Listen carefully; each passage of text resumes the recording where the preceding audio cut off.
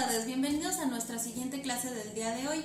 El día de hoy vamos a terminar el tema del patrimonio cultural y en esta ocasión te traigo 4 aspectos del patrimonio cultural de la Ciudad de México.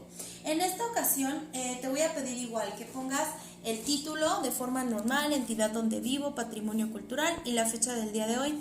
En este caso, pues yo utilicé el cuaderno de forma horizontal y la parte de abajo quedó aquí, pero yo te recomiendo que lo hagas al revés para que sea más fácil que puedas escribir, porque a mí me costó muchísimo trabajo escribir con la espiral de este lado, ¿no? Me estorbó mucho.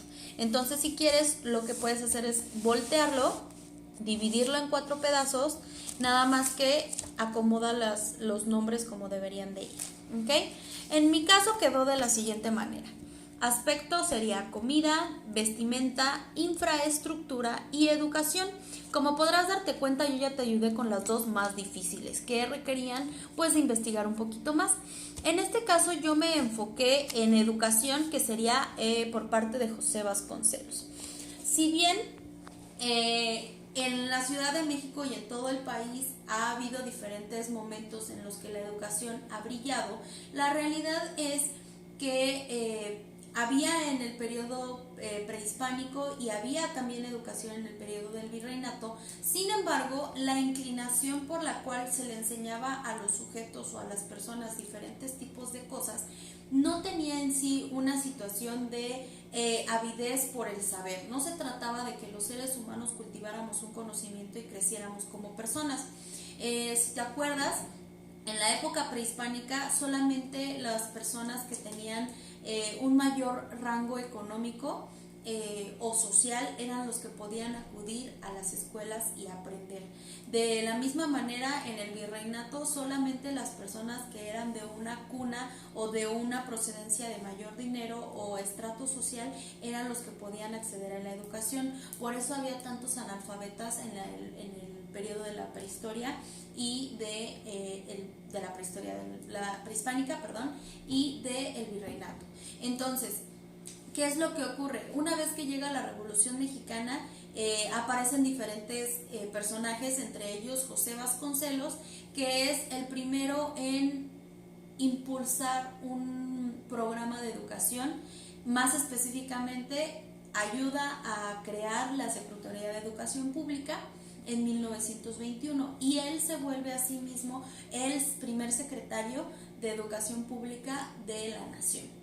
Entonces, para mí es un personaje muy importante porque pues justamente no podríamos tener el sistema educativo que tenemos en este momento si a José Vasconcelos no le hubiera nacido este interés y hubiera tenido la importancia de intentar que la educación fuera para todos y para todos los niños y las niñas de México, y además que pudiera ir abarcando poco a poco hacia otros niveles educativos.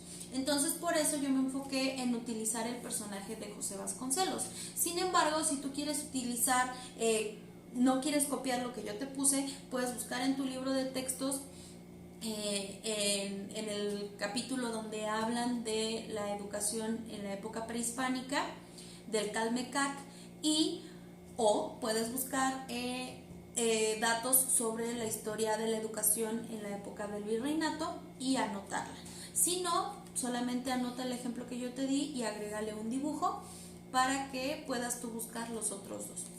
Muy bien, ahora te pido que por favor te acerques a checar el siguiente. En el siguiente me enfoqué mucho en esta parte, ya que a mí me parece muy importante las aportaciones que en algún momento Maximiliano de Habsburgo tuvo en la Ciudad de México cuando fue emperador.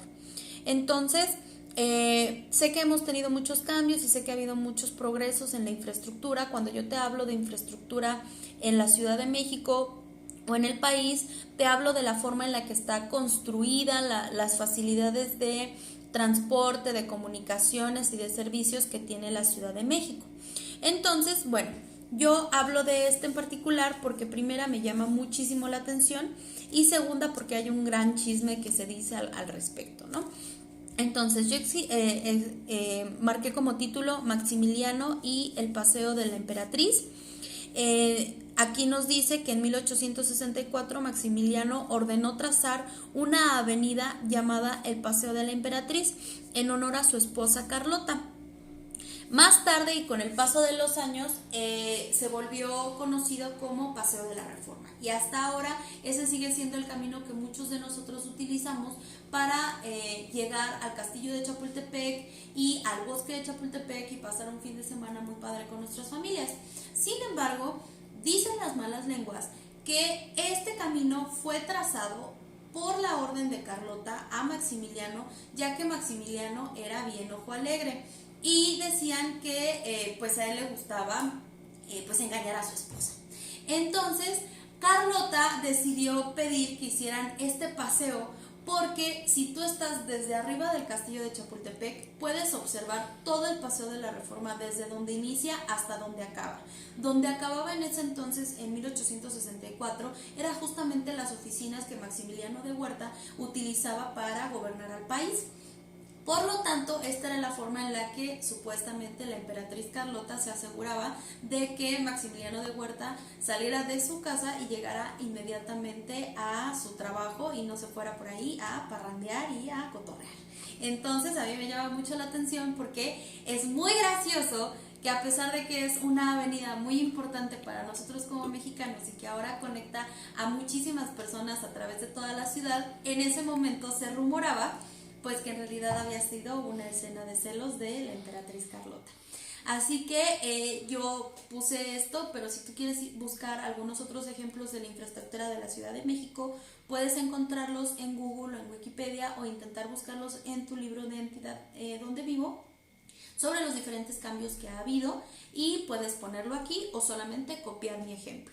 Y yo te pido de favor que tú busques vestimenta, el rubro de vestimenta, acércate para que lo veas, el rubro de vestimenta, algo muy típico de la Ciudad de México, y alguna comida que también sea muy típica de la Ciudad de México. Que anotes aquí una descripción y de igual manera le agregues un dibujo a tu información. Y pues bueno, con esta información termino la clase el día de hoy. Nos vemos hoy a las 7 de la noche para nuestro siguiente en vivo en Facebook para trabajar educación socioemocional, y te veo el día de mañana para las siguientes clases. Cuídate mucho y nos vemos mañana. Hasta luego.